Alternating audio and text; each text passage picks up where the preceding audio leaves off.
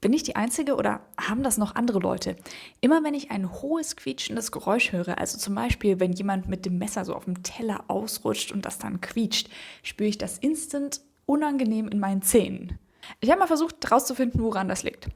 Hohe Töne zwischen 2000 und 5000 Hertz lösen wohl ein Alarmsignal im Gehirn aus, weil das in der Natur oft Gefahr bedeutet, wenn zum Beispiel jemand kreischt oder schreit.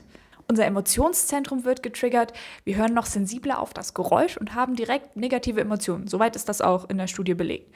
Der Grund, warum man quietschende Geräusche jetzt in den Zähnen spüren könnte wohl sein, dass die Kanäle, die mit Wasser gefüllt sind, innerhalb des Zahnes zu vibrieren anfangen und das dann den Nerv reizt. So zumindest laut der Website eines Zahnarztes. Bin ich die Einzige, der es so geht? Kennt das noch jemand? Oder kann das zumindest besser erklären? Ist nämlich echt unangenehm.